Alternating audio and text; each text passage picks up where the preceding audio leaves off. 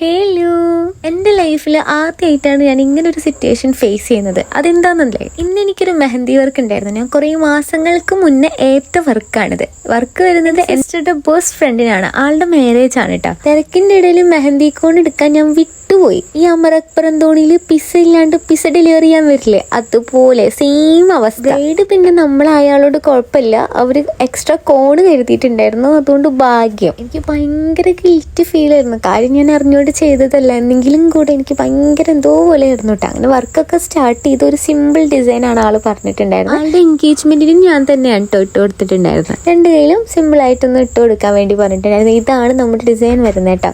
ആ കോൺ എടുക്കാൻ വേണ്ടി മറന്ന കാര്യം ആ മൈലാഞ്ചി ഇടുന്ന വരെ എൻ്റെ മനസ്സിലുണ്ടായിരുന്നു കേട്ടോ. എനിക്കെന്തോ ഭയങ്കര ബുദ്ധിമുട്ടായിരുന്നു ഇടാനൊക്കെ. എൻ്റെ സിസ്റ്റർ കൂടെ ഉള്ളതുകൊണ്ട് എനിക്ക് കുറച്ച് സമാധാനമായിരുന്നു. കാരണം ആളുടെ ഫ്രണ്ടാണല്ലോ ഇവള്. എന്താ ചെയ്യോ, പ്രൊഫഷണലിസം കുറച്ച് കൂടിപ്പോയതിൻ്റെ ആയിരിക്കാം. അങ്ങനെ ബ്രൈഡ് എന്തോ ഒരു ആവശ്യത്തിന് വേണ്ടി പോയപ്പോൾ ഞാൻ കുറച്ച് നേരം റെസ്റ്റ് എടുത്തു. കണ്ടില്ലേ എൻ്റെ നാണം കെട്ട മോന്താ.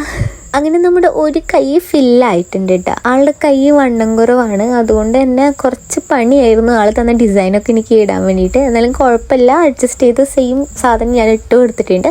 പിന്നെ ഞാൻ ചെറുതായിട്ടൊന്ന് കാലിലൊന്ന് സെറ്റാക്കി കൊടുത്തു. ഇത് ആൾ കാലുമിടാൻ പറഞ്ഞിട്ടുണ്ടായിരുന്നില്ല, അത് ഞാൻ എൻ്റെ ഇഷ്ടത്തിന് ഇട്ട് കൊടുത്തതാണ് കേട്ടോ. പിന്നെ കൈയിൻ്റെ പുറത്തിട്ട് ഇതൊക്കെ ഉണങ്ങി വന്നിട്ട് വേണമല്ലോ അവിടെ ഇവിടെയൊക്കെ ആയിട്ട് ഇടാൻ വേണ്ടിയിട്ട്. അവിടെയും കുറച്ച് സിമ്പിളായിട്ടുള്ള ഡിസൈനായിരുന്നു. ഈ ഡിസൈൻ എൻ്റെ ഉണ്ണിയാണ് കേട്ടോ സെലക്ട് ചെയ്തിട്ടുണ്ടായിരുന്നത്.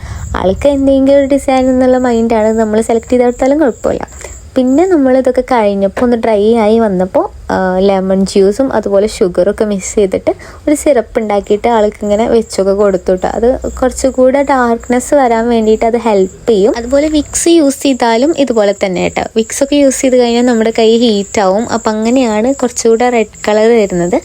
ഇതും നല്ലൊരു മെത്തേഡാണ്. മുന്നൊക്കെ നമ്മൾ ഇതാണ് ചെയ്തിരുന്നത്, പിന്നെയാണ് ഈ വിക്സും കാര്യങ്ങളൊക്കെ പരട്ടുന്നതൊക്കെ വന്നു തുടങ്ങിയത് കേട്ടോ. അപ്പോൾ നിങ്ങളൊക്കെ ഒന്ന് ട്രൈ ചെയ്ത് നോക്കുക. വിക്സൊക്കെ തേച്ചിട്ടൊന്ന് ഇട്ട് നോക്കിക്കഴിഞ്ഞാൽ, വിക്സൊക്കെ തേക്കുമ്പോൾ നോക്കണം കേട്ടോ. ഇനി ഞാൻ പറഞ്ഞെന്നുള്ള രീതിക്ക് വിക്സ് തേച്ചിട്ട് പൊള്ളിയിട്ട് പ്രശ്നമൊന്നും ആവരുത്. അപ്പം അങ്ങനെ വർക്കൊക്കെ കഴിഞ്ഞാൽ പിന്നെ കൈയുടെ കാര്യം കൊളായി. നമ്മുടെ കയ്യിൽ ഇല്ലാത്ത കുത്തും പാണ്ടൊന്നും ഉണ്ടായിരിക്കില്ല. ഇത് പിന്നെ എൻ്റെ ഫ്രണ്ടിൻ്റെ ഡിഗ്രിക്ക് പഠിച്ച ഫ്രണ്ടിൻ്റെ മോനാണ് കേട്ടോ ഇയാള്. അവള് പിന്നെ ബ്രൈഡിൻ്റെ കസിനാണ്. നമ്മൾ മെഹന്തി ഇടായിരുന്നപ്പോൾ തൊട്ട് തുടങ്ങിയിട്ടുള്ളതാണ് ഫുഡ് കഴിച്ചിട്ട് പോയാൽ മതി എന്ന് പറഞ്ഞിട്ടുള്ള നിർബന്ധം. അങ്ങനെ ഫുഡൊക്കെ കഴിച്ച് ഹൈറായി നമ്മൾ പോയി.